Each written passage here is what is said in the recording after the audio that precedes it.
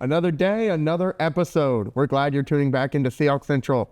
I'm Davis Bell with sports. And I'm Emma Tillman with news. Up first, Kinsey Woodard shares a homecoming court story, and I'll be following with a recap regarding a special event during last week's Regional Creek Week. Thanks, Emma. If this episode of Seahawk Central seems a bit more regal, that's because we had a chance to sit down with newly minted homecoming royalty Lillian Auger to discuss her crowning and her journey to UNCW homecoming court. She recounted the moment she found out about her big win. When they announced Century Spano, which was who I was representing, I just crumbled because the amount of support that I heard. I mean, people were cheering before they even finished saying Century Spano because there were people in the audience who knew that that's what I was there representing. And it just felt so reaffirming of all of the work that I have put into being a student leader on campus, to being hopefully a mentor or some sort of inspiration for some of the people around me. UNCW is unique in that the homecoming royalty are selected by more than just peer votes. Students' social and academic accomplishments are taken into consideration as well. Nominees are required to submit a resume, interviewed, and given additional points for attending various events throughout homecoming week, which spanned the second week in February. As for what Auger wants her campus community to take away from her win, hear it from her. With support and resources, can have opportunities like this. And I am not the only one that applies to. There are so many people who all they're missing is just some support and some resources. And so for those people, I'd say keep doing what you're doing, keep working on your success, on working on making the world a better place for everyone in it.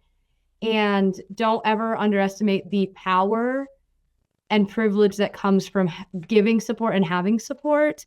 And always just recognize and be grateful for all of the people in your network who have gotten you where you are today. Well, faced with warmer weather, folks, how is your green thumb looking? Last Saturday, the New Hanover County Arboretum hosted a rain garden workshop to teach the public about stormwater control measures.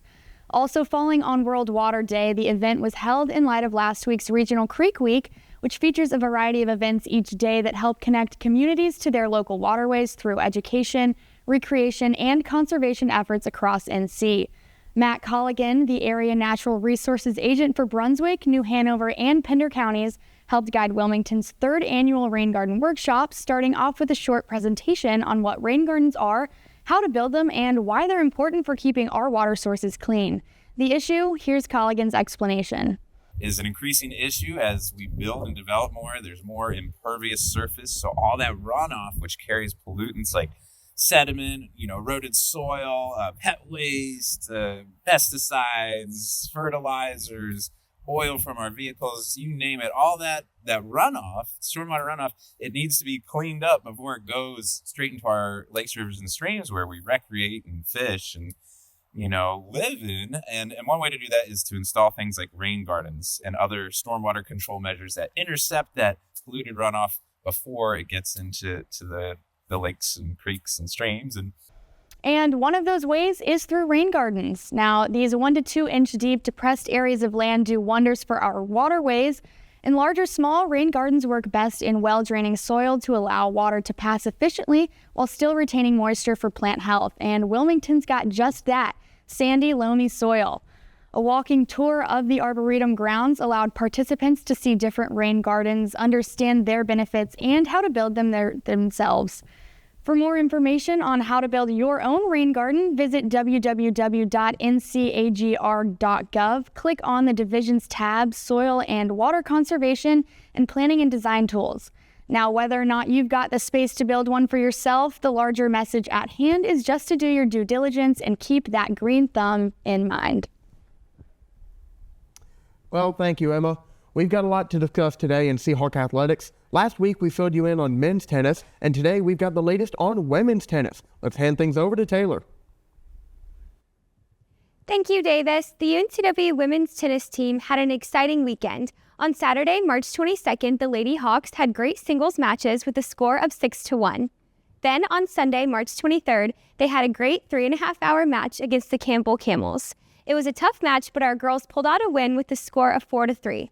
On March 15th, the UNCW men's tennis team soared past William & Mary in a great CAA home opener with the score of 6-1.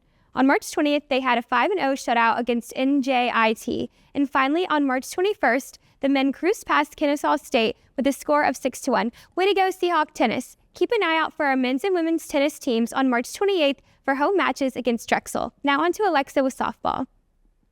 Thanks, Taylor. This past weekend, UNCW softball had a phenomenal weekend. Sweeping North Carolina A&T across the board, we also managed to secure some new career highs. Michaela Huddleston managed to finish with a one-hitter in the circle for the Hawks during the Friday Night Lights game. Allison Corbin, our starting first baseman, provided the team with 2 runs, 3 hits, and 4 RBIs, a new career high for the sophomore. During the same Saturday game, Taylor Barlow finished with a 6.0 IP and a new career high of 7 strikeouts. The Seahawks continued to ball out into Sunday and made it a priority to make the 2025 season Alumni Weekend one to remember. Be sure to stay tuned for this upcoming weekend's games away at Monmouth, Friday the 28th through the 30th. We are also scheduled to play Duke April 2nd here at Bosman Field. It should be a great game against the Blue Devils. I'll be there, and I'll make sure to look for you in the crowd too. Now, who wants to hear about the newest Seahawks Slugger updates with Dylan? Thanks, Alexa, and welcome back to the Seahawks Slugger. We've got a quick recap of some Seahawk baseball for you with this week staying in the Carolinas. We begin with a road test to Fayetteville, North Carolina, where the Hawks took on the rival ECU Pirates. Seahawk pitcher Aubrey Smith was a help on the mound, leaving the Pirates scoreless from the 5th inning on with a contribution of 15 total hits from UNCW. Hitters Tanner Thatch, Cole Nelson, and Kevin Jones led the way with a combined 6 hits for 7 RBIs. The 2 other runs came from Trevor Lucas and Alec DiMartino to give the Hawks a huge 9-4 win on the road. Heading over to Buies Creek, the Hawks began conference play against the Campbell Fighting Camels. Games 1 and 2 went to the Fighting Camels as they came ready to play. The Seahawks struggled to get on base in Game 1, suffering a 3-2 loss. Game 2 was a different high-scoring affair, but ultimately led to the Camels taking control. The Seahawks gave up a season-high 16 hits in back-to-back 4-run innings with a 17-9 loss. Things quickly changed in Game 3 as the Hawks took out the much-needed energy with a shutout performance. An historic day for freshman pitcher Cam Bagwell as he pitched a perfect game through all 7 innings. This effort makes Bagwell the first player in CAA history to throw a perfect game. Congratulations on an amazing performance, and what a way to make history. On the mound, Trevor Lucas and Brady Thompson were key players, totaling 7 RBIs and a home run coming from Trevor Lucas.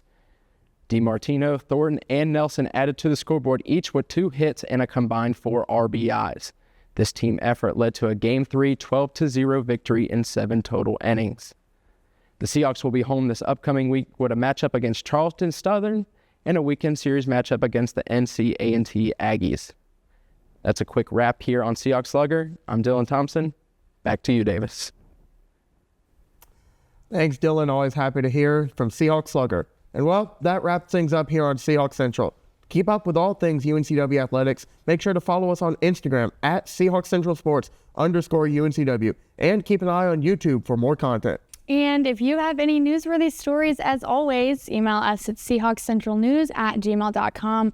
Thanks for tuning in, and we will see you next week.